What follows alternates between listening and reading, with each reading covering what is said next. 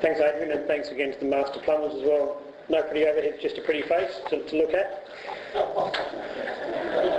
He laughed. So, yeah.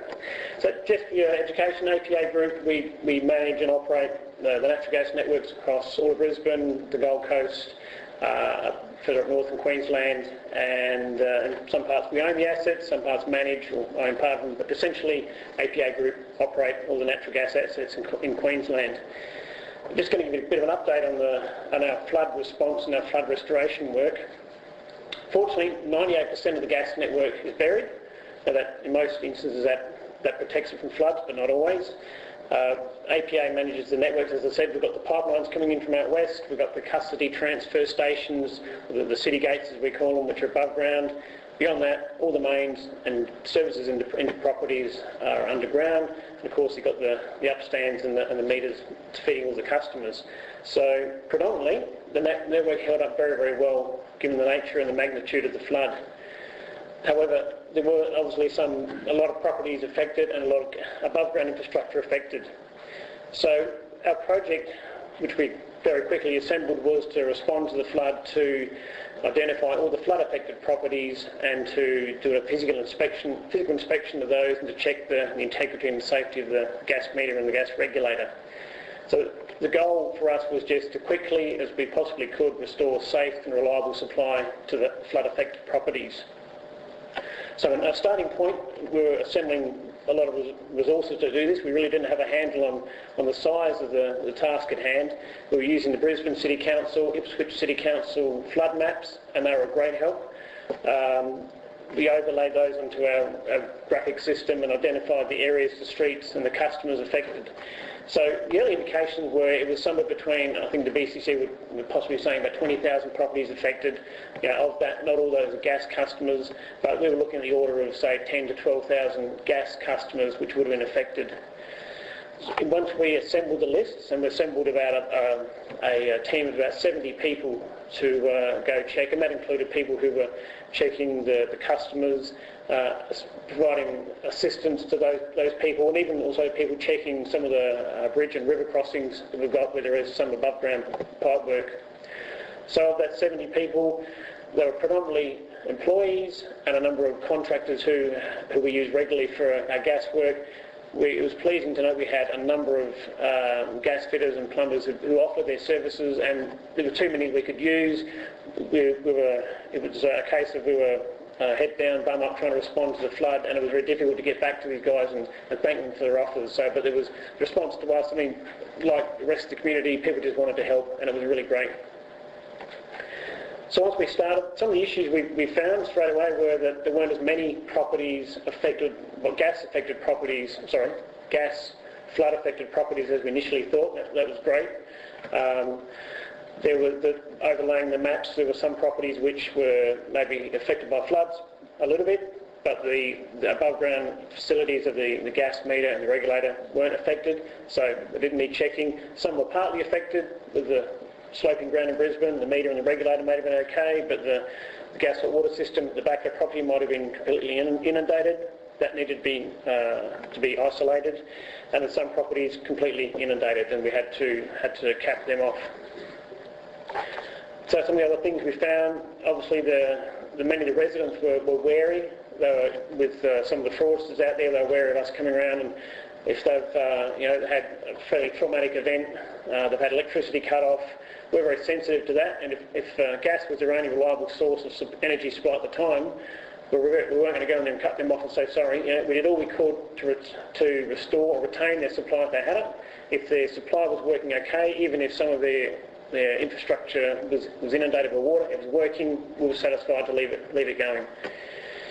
Some of them quite emotional, obviously, so because of what they've gone through, and we were very sensitive to that as well, to not try and flame them and to try be empathetic as much as we could. So HSE, or Health, Safety, Environment, was our top priority for the group. When we assembled our 70 people of workforce size, initially there was a safety induction explaining all the circumstances are going to come across, all the safety issues, safety hazards they may come across, and every day we would do a toolbox meeting, start of the day, make sure there was no issues we hadn't taken care of to date, and that went very well. What we found, the results of the whole exercise, as we first thought, we may be up against checking 10 to 12,000 properties. As it turned out, we had to check 4,600 properties across both networks. Of that, about 450 of them required to be what we call wadded off, isolated, because either the appliances were hatted or the house was completely gutted anyway. We changed about 500 regulators, and only about 10 gas meters needed to be changed.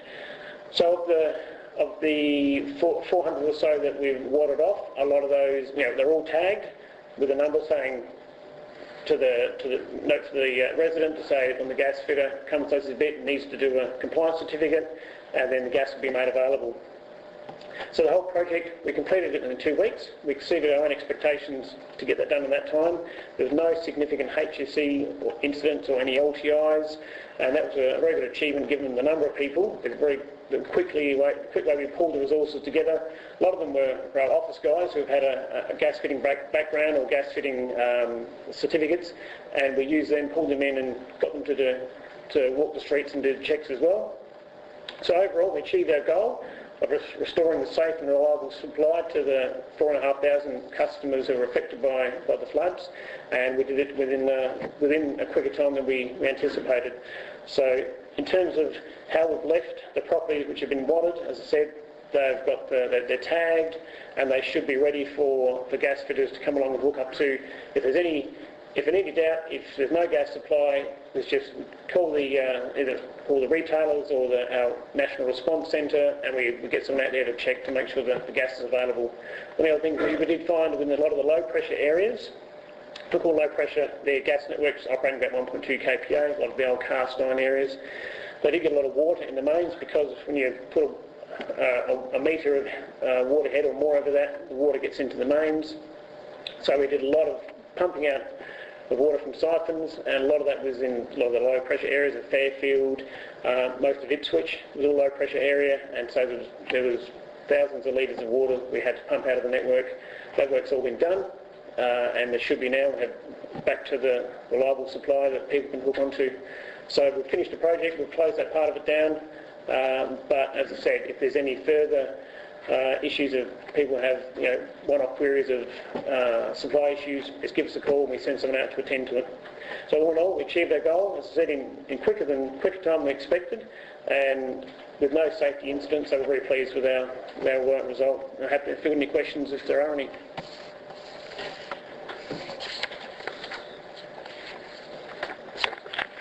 That's good. No questions on that. I might just jump in, because we're going straight into the forum and the question and answer. So you'll be the first person for the forum, and Anthony, you get the first question. Just before we do that, however, I'd just like to thank Anthony for taking the time to be here today and acknowledge that we have a fantastic working relationship with APA Group. They're supporting the association tremendously, and we want to encourage you guys to look at what work you can get out of the gas industry. And as an association, we run a number of events like today. We put on special activities, training, functions, events. We run division meeting groups, but we also have special interest groups within the association, and one of those is our major contractor group. And our council has just recently authorised the creation of another, which is a gas contractors group. So could I just have a quick show of hands? Those of you who are here today have an interest in gas and would be interested in being kept up to date with what's happening through a gas contractor group, or even coming to a meeting. Okay, great, fantastic. Ernie, take a note, because Ernie and Brian will be facilitating that. Brian Dent's one of our technical officers. He's a gas fitter as well, and he'll be the main person coordinating that activity, and we'll have something out in the next couple of weeks about when that will come together. Is Andrew Meadsmith in the room still? Andrew, you're the winner of the lucky prize, and that's a $100 Coles Myer voucher. So congratulations. Andrew's from Waveline Plumbing out of Davray, so thanks for coming in. If you'd like to see Penny before you leave today, she'll provide that prize too. So now to the question and answer session. We've got our first one down here. I'd just like to set the ground rules. If you wouldn't mind, please just wait for Ernie to turn up with the microphone so everybody can hear your question. Assuming there will be a number of people who'd like to ask a question, just indulge me. One question, one supplementary, let it move on. If we've got time, we'll come back to you. Please nominate the person to whom you're asking the question and identify yourself just as a courtesy. And apart from our guest speakers, we do have representatives from Logan and Moreton here as well, if you'd like to put a question to them. And I would invite those representatives, if they'd like to come to the front, should you wish to make an additional comment on other answers, you're welcome to do so. So any of the reps from Logan and Moreton to come to the front for that. But Ernie, first question please. I'm sure it's coming to Anthony. Anthony, Scott from the Sunshine State Plumbing. It's in relation to compliance certificates. If we have a meter that's been tagged off by the APA group, the compliance certificate is to go back to the APA group, not the retailer of the gas. Is that correct? That's correct. There should be one to yourself, one to the resident, and one back to APA. So we're not required to put a compliance certificate, a copy of the compliance certificate to the gas retailer. No, that's the retail. To the network operator of the APA group. Again, to the resident, you keep one yourself. I believe they've got triplicate, that's the way they work? Yeah. Thanks. No worries. Well, we promised a good question and answer session, so don't hold back. Thanks. Hi, my name is Jim Van. Chris, do you think there'll be additional fees for the national code license as well as the Queensland code license? Once the national licensing gets up and running, as far as the fees are concerned, is something that will probably be in the regulation I was telling you about earlier on. I anticipate that the fees in the first instance will remain as they are under the jurisdictional, because I think it's going to be too difficult for them to introduce something across all the different states. Having said that, it's going to be based upon your place of address. That's my understanding of the proposal for the first part. But obviously, as it starts to be established, then the national licensing fees will be set across all the jurisdictions of Australia. There'll be one fee, and I have to say I would expect it to be significantly increased. I mean, that's only my opinion. I hope I'm wrong, but I really do think if you're going to do a compliance program across the whole of Australia, the great difficulty is going to be trying to work out how you fund the various different areas of jurisdictions for them to go and do a compliance program, and the only way you'd be able to do it, I can see, is to have a pool of money which you then eke out depending on the number of plumbers and the area they have to cover. And to do that, I would assume that the licence fee would have to increase substantially over there.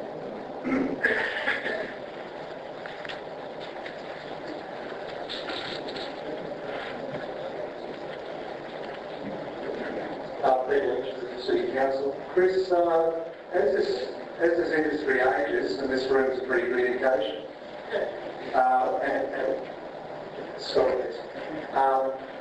is there any scope at this time, and realising that it's a national licensing, but it does cost any person to remain legally licensed and also insured a substantial amount of money which gets to an X point, and they can't offer services to all the customers or to the community at large? Is there any scope for, a green army with a licensed person, fully licensed, in the proposals? Not at the moment. The current proposals that I've seen basically deal with everybody individually as a licensed function. I know I believe in New South Wales, the current process there is that a licensed plumber must sign the work off. But I think there's quite a little bit of concern as to who's actually carrying out the work, which would fall into that banner. But my understanding at the moment is that it's going to be an occupational licence for an individual, and that I haven't seen anything at the moment, unless something comes out in the regulation that's different.